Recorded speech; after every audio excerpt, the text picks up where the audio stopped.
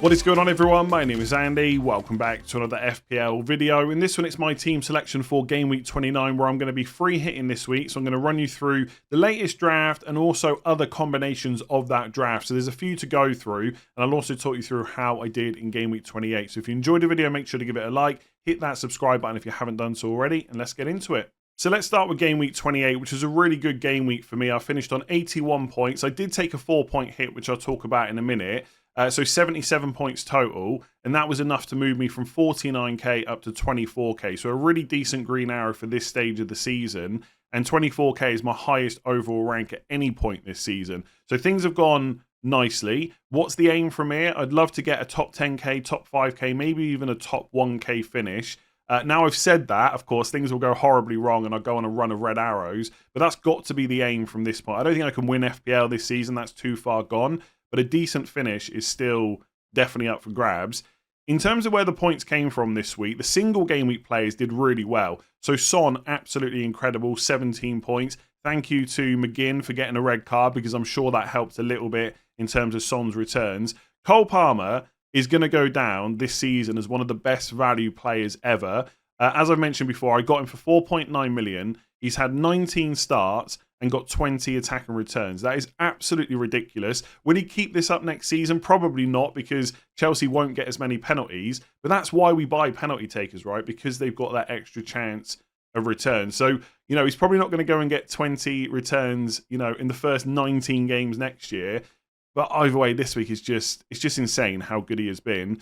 And then Bruno Fernandes. And look, I'm very happy with this decision. It would have been very easy to play Foden. I said in yesterday's video, I try and not let recency bias play too much part in my decisions. I felt like that game had a chance of being a tight match, right? So Liverpool made it difficult for Man City. It could have been an open match, right? And finished 3-3, 4-4. Of course, there's a little bit of hindsight with this, but I felt before it had a chance of being a bit more difficult than maybe people were making out. And Fernandes had Everton at home. We know he's on penalties.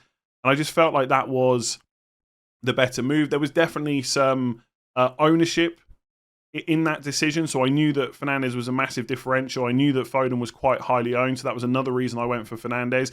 And it paid off. And of course, there's a bit of luck involved, right? Fernandes hadn't scored since like game week 11 or something. And he gets a penalty. And then he gets 3 bonus points from that. Doesn't do anything else in the game in terms of goals and assists. But sometimes you need that little bit of luck when you make these decisions. And it could have been even more if he'd taken the second penalty. So very happy with that. And that was obviously at the start of the week. So my best moments this week, I mean, Son and Palmer were great, but the best moments were Fernandes' first game and then Bournemouth players in the last game. Because I've got to be honest, at 3-0 down to Luton, I was starting to think, why have I gone all in on these double game week players? Because part of the reason to free hit in 29, not the only reason, but part of the benefit was being able to load up on Bournemouth players. And at 3-0 down, I was thinking, what have you done? And then Solanke scores, so 8 points because he got 2 bonus and finished on 16 as captain. And Zabani, that's only his second or third goal ever in his career. To pop up and do that in a double game week is just the stuff of FPL dreams. So he finished on 8 points.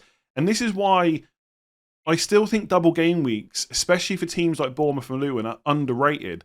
Now, of course, right, some single game week players did really well. I get that. But you look at Solanke, he misses a penalty in the first game and finishes on 0 points. But because he's got that second game, there's another chance of getting, returns. And so he ends up with 8 points, which is not huge considering he had Sheffield United and Luton, but it's 6 more than Haaland, it's 6 more than Watkins. And that's the kind of stuff you get from a double game week. Zabani concedes 5 goals, finishes on 8 points. Gabriel, 1 point. Saliba, 2 points. Right, not many.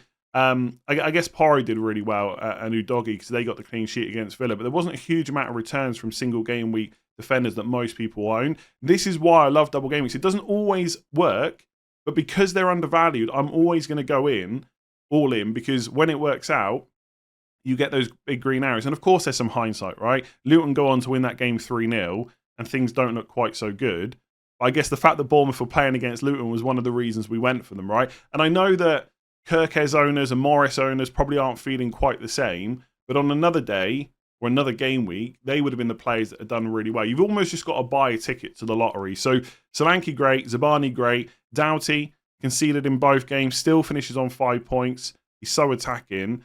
And then elsewhere, Saka, Haaland, Watkins all got 2 points for me. So they didn't do as well as my other single game week players. Just really quickly on the hit, I think Zabani was always the one that I was going to bring in because I said that I needed him for game week 30. So the hit was for Neto. I took out Dubravka, and Neto only finished on 4 points. So I'm actually 2 points down on that because I could have just played Areola instead against Burnley. But again, I'd happily risk those 2 points for what could have been in another game week a bigger score. If Bournemouth go and get that clean sheet against Sheffield United, then we're absolutely laughing. So yeah, I hate to say it, I'm in a good mood about this game week. It was excellent. 81 points with the 4-point hit. All my my 2 outfield Bournemouth players came in. So did Doughty.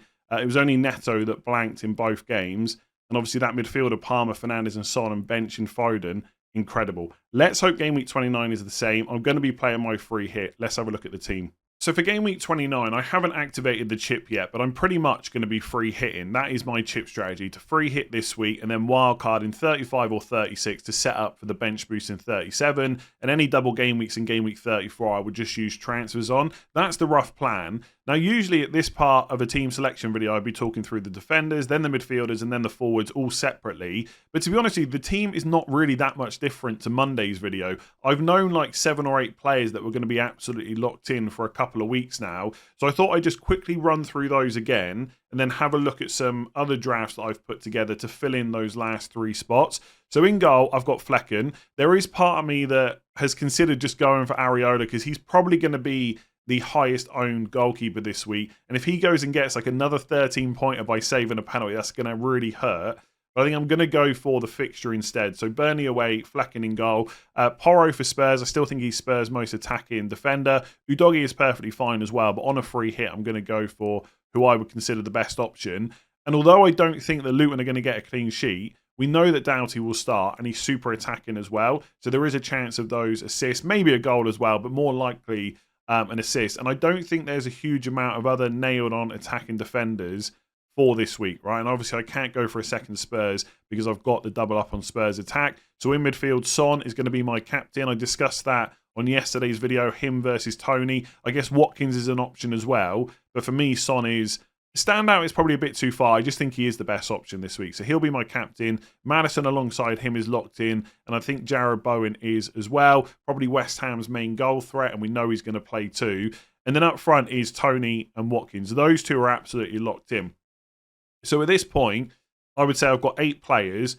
I just don't see changing. In terms of the other 3 spots, I keep thinking to myself, what is going to be the deciding factor? What am I waiting to hear to make the decision? And the honest answer is I don't know. This could just come down to a last-minute gut feeling. If anything, outside of those 8 spots that are already locked in, I feel like free hit is in some ways more difficult than if I was wildcarding this week. Because if you're wildcarding, you know which fixtures you need players for afterwards, and it kind of narrows down your picks. Whereas this week, you start coming up with all sorts of narratives. Like, okay, Luton have just conceded 4 goals. Does that mean I need to now go for Nottingham Forest players? West Ham defence has been terrible. Do I go all in on Aston Villa? Or do I avoid Aston Villa because they've just played, or they will have just played a European match? So you start building these narratives, and in the end, it's just going to come down to a last-minute gut feel. These are the 3 players I'm going to go for. Right now, because of what happened last night to Luton and the amount of goals they conceded, I'm considering filling the 2 attacking spots with 2 Nottingham Forest players, Elanga and Chris Wood. Now, there is definitely some minutes concerns with Nottingham Forest players because Awani is there. He could easily start instead of Chris Wood. And obviously, Elanga was benched in the last game. But this Luton versus Forest game in game week 29 is massive for relegation. And I just think if you're thinking about Forest best 11, I think that includes Elanga and Gibbs-White and then 1 forward. It doesn't have to be Chris Wood, but he has been used a little bit under Nuno. So if we get any word that Chris Wood is going to start or Awani is a doubt, then I think I'm tempted to pick him. The other thing I'm considering is a lot of non-free hitters will have Morris from Luton, and I think he's a good pick for what it's worth. I might end up with him, but could I go a little bit different there versus those that aren't free hitting? So Chris Wood is definitely up there, but I think Awani might worry me a little bit. I'm less concerned about Elanga, but it's not that I've got no concerns, right? Because he is a minutes risk. He literally got benched last week, but I'm pretty sure he's going to start. Whereas with Wood, it could be Awani instead. And then for that last defender spot, I've got Reguilon, who is still yellow flag, but he has been pictured in training. And I do think if he's going to start, and I'm hoping we get news because Brentford is the first game of this game week, I think they got the fixture, and obviously he's quite attacking as well. There's just not a huge amount of other attacking defenders that I know are nailed on. Like if Moreno starts against for Villa tonight, then I might go for Luca Dean as an option against West Ham away. But I don't know. I've got an attacker from West Ham, so I guess where possible, I'm trying to avoid it. I mean, for Burnley, it's not a complete no-go that I could buy Fofana up front, but I think I'm probably going to avoid him and just go for the double Brentford defence instead.